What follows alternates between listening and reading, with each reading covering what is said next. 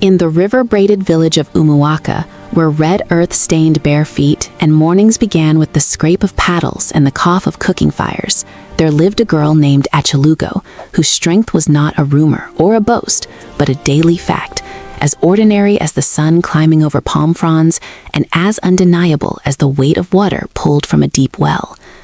And she was born into a family of fishers and farmers who measured worth by work done before heat rose and by hands that could be trusted when a rope burned or a beam sagged. And from the time she could walk, she followed her mother to the riverbank and her father to the yam mounds, learning the grain of wood and the patience of soil, learning how bodies move when burdened and when tired and when pushed past what they think is their end. And the elders noticed early that Achalugo did not flinch where others did, that she could lift a basket meant for two and carry it with a steady breath, that she could haul a canoe against current with a calm face while men twice her size shouted and slipped. And yet what made her different was not only power and muscle, but the way she listened before acting, and the way she planted her feet as if she had agreed with the ground on where to stand.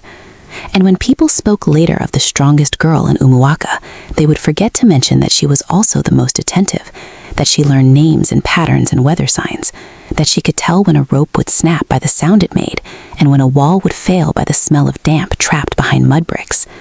And so when the day came that tested her, it did not arrive with thunder or mystery, but with the simple mistake of haste, as the village prepared for a market day that promised good prices across the water. And before dawn, voices overlapped at the docks, where lanterns bobbed and nets lay like sleeping animals, and a newly loaded boat creaked under baskets of smoked fish and sacks of cassava flour. And a knot tied in the dark by a tired hand slipped, and the rope that held the boat to the post screamed and parted, and the current caught the hull and pulled it outward. And panic did what panic always does, by making everyone louder and less useful. And Achalugo heard the sound of failure before she saw it, and ran without asking, her sandals forgotten, her breath even as she reached the post, and felt the slick burn of hemp as she wrapped the loose end around her palms, the way her father had taught her, with cloth and sense. And she leaned back and the boat shuddered, and men shouted warnings and then fell silent as the movement slowed and stopped. And when the boat was safe and tied again, there was a space where cheers should have been, and in that space Achalugo felt the familiar weight of being seen in the way that asks for proof again and again. And she said nothing and went back to help load, because strength in Umuaka was not a speech, but a habit. And days passed and work continued, and Achalugo's name traveled beyond the river bend, carried by traders who spoke of a girl who lifted like a crane and pulled like a tide. And some laughed and some scoffed and some came to see. And among them were boys who wanted to race and men who wanted to test, and women who wanted to know how a daughter could grow into such reliability. And Achalugo met each curiosity with the same steady courtesy. She raced when asked and won without mockery. She lifted when needed and set down carefully. She answered questions with honesty about practice and rest and food and listening to one's body. And when pressed for secrets, she shrugged and said there were none, that strength was built the way walls are built, by laying one brick at a time and making sure each one sits true. And still the village tested her in ways it did not test boys, as if her strength were a borrowed thing that must be returned at any moment. And so when a storm season came heavier than most, and the river rose and gnawed at the banks, and a longhouse began to lean with the groan of soaked earth, it was Achalugo who felt the warning first and spoke it aloud. And some listened and some did not until the night the beam cracked and the roof sagged, and people ran into rain clutching children and cooking pots. And Achalugo waded into mud with a rope and a plan. She braced a pole against the failing wall and called for help by naming people instead of shouting into air. And when they came, she showed them where to put hands and how to lift together on her count. And the house held until morning when repairs could be made. And afterward, the elder whose home it was thanked her with tears and said strength like hers kept the village upright. And Achalugo accepted the thanks with the same quiet she accepted work, because she knew that tomorrow another task would rise. And rise it did when a traveling wrestling troupe arrived with drums and swagger and a challenge that drew crowds and wagers and laughter. And they boasted of champions and called for anyone brave enough to face them. And boys stepped forward and were tossed gently, then less gently, and the crowd roared and money changed hands. And when someone called Achalugo's name, the drumming faltered, and the leader smiled as if at a joke. And Achalugo stepped into the ring of tust, not to prove herself, but because she understood that refusing would be read as fear, and accepting would be read as spectacle. And the match was not long, because she did not fight with anger or show. She waited and felt, and used balance and leverage. She let the boastful champion push and overcommit, and then she turned and grounded him with a clean movement that made sense to the body, even if it surprised the eyes. and the crowd went from laughter to silence to a roar that was not cruel, but amazed. And Achalugo helped the man up and bowed to him and to the drums. And later, when people spoke, they spoke less of how hard she was to move and more of how careful she was not to hurt. And that care mattered, because strength without care in a small place is a danger. And seasons turned, and Achalugo grew older and broader in the shoulders and calmer in the eyes. And she took on work others avoided, like lifting fallen trees after windstorms and repairing wells that required long hours bent in darkness. And she taught younger girls how to carry loads without breaking their backs, and younger boys how to ask for help without shame. And she argued with elders when safety was ignored, and accepted correction when she was wrong.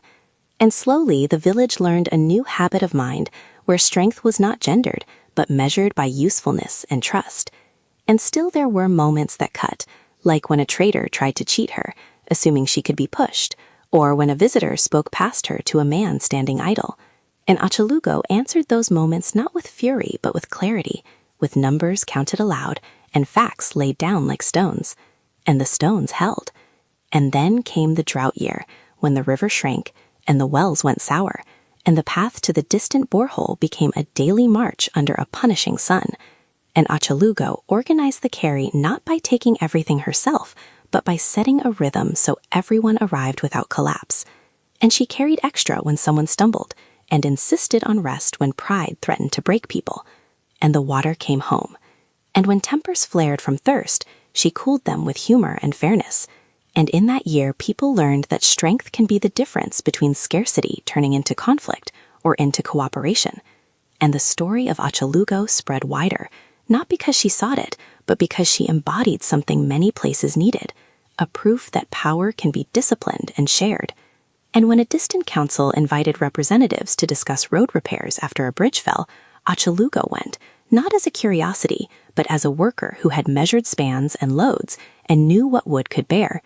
And she spoke plainly and listened well and persuaded without flattery. And the bridge was rebuilt better than before. And when she returned, she was greeted not with songs about her arms, but with thanks for a safer crossing. And time passed, and her hair threaded with early silver, and her laugh deepened. And she married not a man threatened by her strength, but one who admired it and matched it with patience. And they worked side by side and raised children who learned that lifting heavy things is easier when you learn how, and that lifting people up is heavier, but worth the practice. And when Achalugo's daughter first carried a basket too big for her, her mother corrected the grip and said, "Strength grows where attention lives." And when her son lost a race and cried, Achalugo said, "Losing teaches you where to train." And the village changed as villages do, slowly and then all at once, with solar lights replacing lanterns and phones buzzing with news, and young people leaving and returning with new ideas. And through it all, Achalugo remained a constant, not as an anchor that resists change, but as a keel that steadies it. And when at last age bent her a little, and she stepped back from the heaviest work, there were many ready to step forward, because she had been teaching all along. And one evening, as the river reflected a quiet sky, someone asked her what it felt like to be the strongest girl in the village, and she smiled at the smallness of the question, and said she had never been a girl who carried a title, but a person who carried what needed carrying. And if people remembered her, she hoped it would be for showing that strength is not loud, and does not ask permission, and does not need magic to matter. It needs only practice and care, and the courage to stand where the ground makes sense. And the river flowed, and the village breathed, and the story settled into the everyday, where the truest legends live, not in a single feat, but in thousands of ordinary choices made well. And so the story of Achalugo continued in every rope tied with thought, every load shared, every hand offered before a shout. And in Umuaka, when someone lifts something heavy and sets it down without harm, they say nothing at all, because the lesson has already been learned and needs no name.